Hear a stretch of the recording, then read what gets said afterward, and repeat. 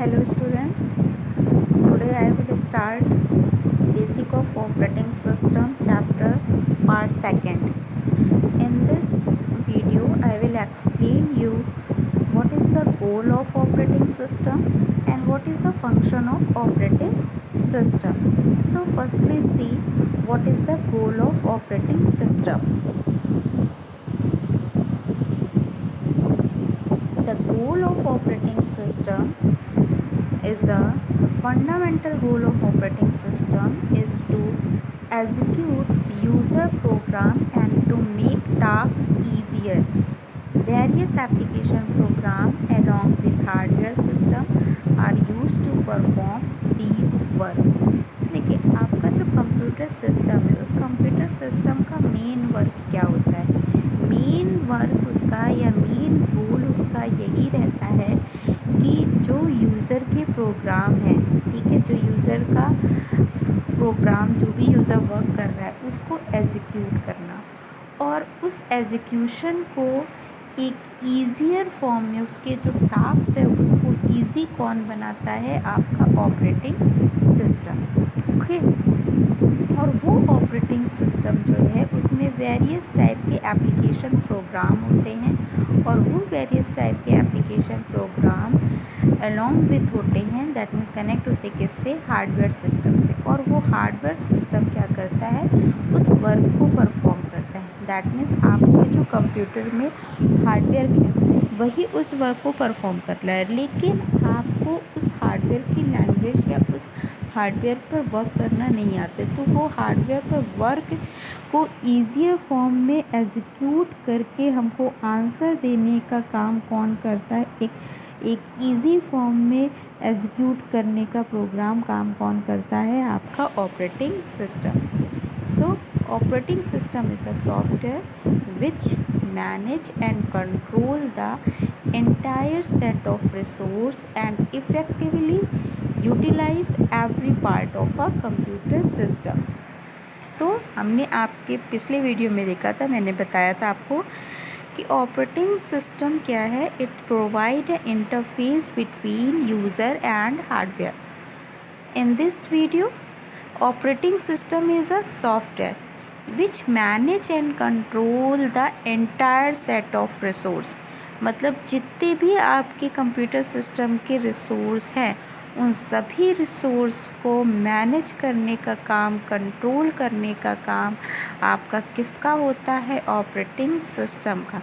तो उस वर्क को एक इफ़ेक्टिवली और एक पूरे मैनेजमेंट, मतलब कि एक मैनेजमेंट तरीके से पूरा वर्क हमारा हो जाए बिना किसी यूज़र को प्रॉब्लम क्रिएट किए बिना, तो वो जो आपका वर्क इतना ईजी होता है वो वर्क आपका कौन कर रहा है, ऑपरेटिंग सिस्टम. देखिए यहाँ पर जैसे यूज़र 1 है वो कंपाइलर यूज़ कर रहा है, user 2 assembler, user 3 text editor end user n जो है वो डेटाबेस सिस्टम. और इनके बीच में अब वो वर्क किस पे कर रहे, सिस्टम एंड एप्लीकेशन प्रोग्राम. अब बीच में देखिए सबसे नीचे आपका हार्डवेयर और बीच में क्या है, ऑपरेटिंग सिस्टम. यही ऑपरेटिंग सिस्टम क्या कर रहा है कि इन सारे एप्लीकेशंस प्रोग्राम को जो भी सॉफ्टवेयर यूज़र यूज़ कर रहा है, वो चाहे आपका कंपाइलर सॉफ्टवेयर यूज़ कर रहा है, चाहे असेंबलर, चाहे टेक्स्ट एडिटर, चाहे कोई भी डेटाबेस, वो सारे एप्लीकेशन प्रोग्राम को मैनेज करने का काम कौन कर रहा है, आपका ऑपरेटिंग सिस्टम.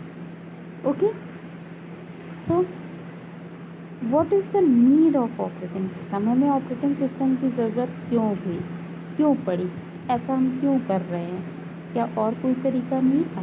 देखिए पहली नीड है आपकी recognize and install peripheral device.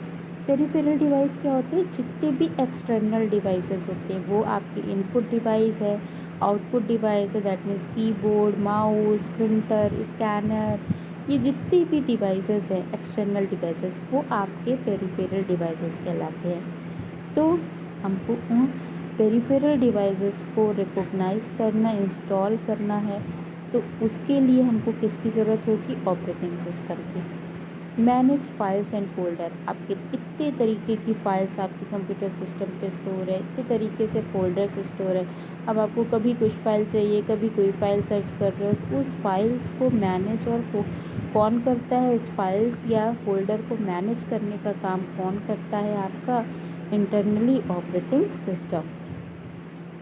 Share out system memory, अब मेमोरी कहाँ किसको सेव होना है, कैसे सेव होना है, कैसे, ये सारी चीज़ें अंदर ही हो जाती हैं। हमने सेव ऑप्शन दिया और आपका उसमें कहाँ क्या कैसे क्या करना है वो हमको कुछ करने की ज़रूरत नहीं होती। आपका ऑपरेटिंग सिस्टम ही पूरी चीज़ें क्या कर रहा है, मेमोरी मैनेजमेंट भी कर दे रहा है, ठीक है। Handle system error and alert user, जो सिस्टम के अंदर कभी कोई प्रॉब्लम आ जाती है तो वो प्रॉब्लम हमको कैसे मालूम चल जाती है, क्योंकि वो यूज़र के पास कोई ना कोई अलर्ट मैसेज आता है। तो वो अलर्ट मैसेज कौन जनरेट करता है, operating system. Operating system alert message generate करके यूज़र को ये बताता है कि आपकी ये प्रॉब्लम क्रिएट हो रही है आपके अंदर सिस्टम में, ठीक है। मैनेज सिस्टम सिक्योरिटी, अब कंप्यूटर सिस्टम के अंदर सिक्योरिटी भी बहुत ज़रूरी है। तो सिक्योरिटी भी कौन प्रोवाइड कर रहा है, कौन मैनेज कर रहा है आपका कंप्यूटर। जितना अच्छा ऑपरेटिंग सिस्टम लोगे, आपके ऑपरेटिंग सिस्टम के वर्जन क्यों आए दिन चेंज होते रहते हैं, क्योंकि system point of view, security point of view से आप किसी के अंदर सिक्योरिटी कम है, आप और लेटेस्ट वर्जन लोगे उसमें सिक्योरिटी और ज़्यादा है। तो वो भी जो मैनेज कर रहा है वो कौन कर रहा है, आपका ऑपरेटिंग सिस्टम। तो सिक्योरिटी मैनेजमेंट भी आपका ऑपरेटिंग सिस्टम ही करता है। अगर ऑपरेटिंग सिस्टम नहीं होगा तो हम सिक्योरिटी मैनेजमेंट भी नहीं हो पाएगा हमारी। Allow software to communicate with hardware, okay, ये तो मैंने बताई आपको कि सॉफ्टवेयर कैसे कम्युनिकेट कर पाते हैं हार्डवेयर से, through the operating system. Handles input and output devices, जितने भी इनपुट आउटपुट डिवाइसेस है वो भी आपको कौन मैनेज कर रहा है, ऑपरेटिंग सिस्टम। आपने अगर एक बार में आपने कीबोर्ड इनपुट भी यूज़ कर रहे हो, माउस इनपुट भी यूज़ कर रहे हो, जॉयस्टिक भी यूज़ कर रहे हो, MICR भी यूज़ कर रहे हो, BCR भी यूज़ कर रहे हो, तो अब इतने ढेर सारे, अब किस इनपुट से कौन सा, किस समय कौन सा इनपुट यूज़ हो रहा है, उससे डेटा जा रहा है, तो वो भी आपका मैनेज कौन कर रहा है, ऑपरेटिंग सिस्टम ही मैनेज कर रहा है। आप आउटपुट प्रिंटर से ले रहे हो, स्कैनर से ले रहे हो, या फिर आप प्लॉटर से ले रहे हो, तो वो भी आपको कौन मैनेज कर रहा है। अगर आप एक साथ सभी चीज़ों में दे रहे हो तो कैसे आउटपुट आएगा, कौन, ये को भी कौन मैनेज कर रहा है, आपका operating system, okay. So what is the function of an operating system. देखिए आप क्या क्या, अगर हम इसको देखा, अगर अभी हमने नीड देखा, तो इस नीड के अकॉर्डिंग हमको कौन कौन से फंक्शन की, फाइल्स एंड फोल्डर को मैनेज कर रहा है, मेमोरी मैनेज कर रहा है, हमारे प्रोसेसिंग डिवाइस को भी मैनेज कर रहा है, इनपुट आउटपुट्स को भी मैनेज कर रहा है। तो इस हिसाब से हमारे फंक्शंस कौन कौन से होंगे। अगर हम फंक्शन ऑपरेटिंग सिस्टम का आ जाए तो देखिए, प्रोसेस मैनेजमेंट आपका एक पहला फंक्शन हो गया, second file system management, and third memory management, and fourth security services, and fifth hardware device and input output, okay. अब इसमें देखिए प्रोसेस मैनेजमेंट में भी सिस्टम प्रोसेस है एंड एप्लीकेशन प्रोसेस है। प्रोसेस मैनेजमेंट भी दो तरीके के, एक सिस्टम को भी और एप्लीकेशन, दैट मीन्स आपकी एप्लीकेशन प्रोग्राम्स है। हार्डवेयर डिवाइस इनपुट आउटपुट में आपका data storage devices, media protection and capture, और जो आपकी नेटवर्क कम्युनिकेशन है, ये आपका पूरा हार्डवेयर डिवाइसेस में आएगा, ठीक है। तो आज हम इस वीडियो में एक फंक्शंस को समझते हैं, फिर नेक्स्ट वीडियो में हम दूसरे फंक्शंस को समझेंगे, ठीक है। तो फर्स्ट फंक्शन हम देखते हैं प्रोसेस मैनेजमेंट। देखिए प्रोसेस मैनेजमेंट, नाम से ही आपको पता चल रहा होगा कि ये किसको मैनेज कर रहा है, प्रोसेस को मैनेजमेंट कर रहा है। तो प्रोसेस आपका कहाँ होता है, प्रोसेसिंग कहाँ होती है, प्रोसेसिंग डिवाइस आपकी कौन सी है, CPU। CPU के अंदर हमारी पूरी प्रोसेसिंग होती है, ठीक है।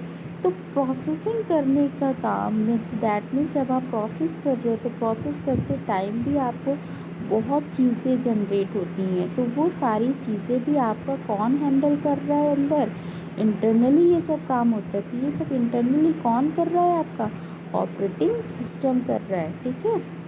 जैसे this deals with management of the central processing unit, the operating system take care of the allotment of CPU time to different process, ठीक है। देखिए फॉर एग्ज़ाम्पल अगर आपको मैंने 10 काम दे दिए, ठीक है, अब 10 काम दे दिया तो आप क्या 10 काम को एक साथ स्टार्ट कर दोगे?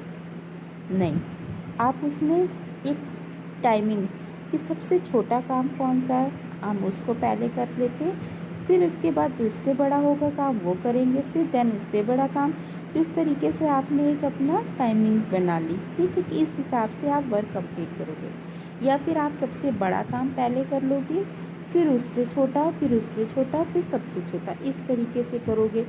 तो वो जो आपने अपने सीपीयू को दैट मीन्स अपने अपने उसमें टाइम को मैनेज किया है किस तरीके से वर्क करेंगे, उसी तरीके से central processing unit that mean जहाँ पर आपका कंप्यूटर का पूरा प्रोसेसिंग वर्क होता है, वहाँ पर ऑपरेटिंग सिस्टम क्या करता है, अगर प्रोसेसिंग डिवाइस को एक साथ 10 काम दे दिए गए हैं, मल्टीटास्किंग वर्क हो रही है, तो मल्टीटास्किंग वर्क में वो सीपीयू को एक टाइम अलॉट कराता है और उस टाइम अलॉट करके फिर डिफरेंट प्रोसेस होते हैं। तो ये आपका मैनेज कौन कर रही है, वो मैनेजमेंट पे डिपेंड करता है ना कि सीपीयू की प्रोसेसिंग कितनी अच्छी मैनेज कर रही है, ठीक है।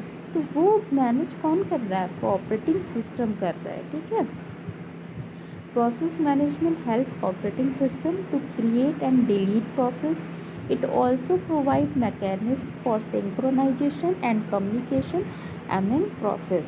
और आपका प्रोसेस मैनेजमेंट जो है वो ऑपरेटिंग सिस्टम में जो प्रोसेस हो रहा है उनको क्रिएट करने का, डिलीट करने का काम भी करता है।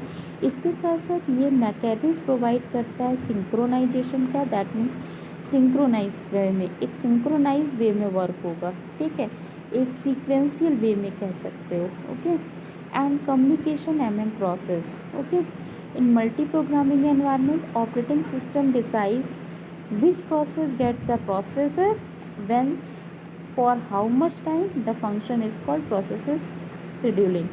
तो मल्टी प्रोग्रामिंग एनवायरनमेंट में दैट मीन जहाँ पर एक साथ अगर हमने 10 काम दे दिया, 20 काम दे दिया, 100 वर्क दे दिए, 100 टास्क दे दिए, 100 प्रोग्रामिंग है, तो ऑपरेटिंग सिस्टम क्या डिसाइड करता है, वो प्रोसेस को टाइम अलॉट करता है, अभी मैंने बताया, ठीक है। और उस टाइम बाउंड तक जैसे उसने दे दिया कि 1 मिनट के अंदर अंदर ये काम करना, तो 1 मिनट और 1 मिनट से वो आगे होने पर वो दूसरा वर्क करने लगेगा। तो इस तरीके से प्रोसेस, ये जो सिस्टम है, ये प्रोसेस जो आपको प्रोसेसर को एक टाइम अलॉट कर दिया गया है, ठीक है, एक टाइम के अकॉर्डिंग वो वर्क कर रहा है, तो वो आपको कहलाता है प्रोसेस शेड्यूलिंग। ऑपरेटिंग सिस्टम इसके साथ साथ और क्या मैनेजमेंट करता है, और क्या प्रोसेस मैनेजमेंट है, keep track of processor and status of process. The program responsible for this task is known as traffic controller. ये जो भी हमारे एक साथ 10 वक्त दिए गए हैं उसमें एक काम हो रहा है तो दूसरा काम भी होने लगा, वो काम कंप्लीट नहीं हुआ, तीसरा काम भी हाथ में आ गया उसी टाइम पर। जैसे 10 मिनट दिया तो 10 मिनट में पहला वाला वर्क नहीं कंप्लीट हुआ, अब दूसरे वाले वर्क का टाइम आ गया तो उसने उसको करने लगा, तो इस तरीके से क्या हो गया, ट्रैफिक आ गई, तो उसको भी उस चीज़ को भी कंट्रोल करने का काम कौन कर रहा है, आपका ऑपरेटिंग सिस्टम। तो ये कहलाता है आपका ट्रैफिक कंट्रोलर। भी ट्रैफिक कंट्रोलर की तरह भी ऑपरेटिंग सिस्टम वर्क कर रहा है। Allocate the processor to a processor, अभी सीपीयू एक प्रोसेसर टाइम देता है जिसमें वो प्रोसेसिंग करता है। फिर deallocate processor when a process is no longer required, फिर अगर बहुत टाइम ले रहा है या फिर और ज़्यादा टाइम ले रहा है या फिर अब उसको नहीं, तो डी एलोकेट भी कर देता है प्रोसेसर को कि हाँ अब नहीं होना है, तो उसको डी एलोकेट, पहले एलोकेट किया उसको प्रोसेसर और फिर उसके बाद होने के बाद या बहुत ज़्यादा टाइम लेने पर उसको डी एलोकेट भी कर देता है। तो ये भी काम किसका है, आपका प्रोसेस मैनेजमेंट का। तो जितनी भी प्रोसेसिंग रिलेटेड चीज़ें होती हैं वो सारी की सारी आपका कौन मैनेज करता है, प्रोसेसर मैनेजमेंट। ये क्या क्या प्रोसेस मैनेजमेंट, और ये कौन करता है ये प्रोसेस मैनेजमेंट, ऑपरेटिंग सिस्टम, ठीक है। तो नेक्स्ट वीडियो में हम देखेंगे फाइल मैनेजमेंट और input output management. Okay class, thank you.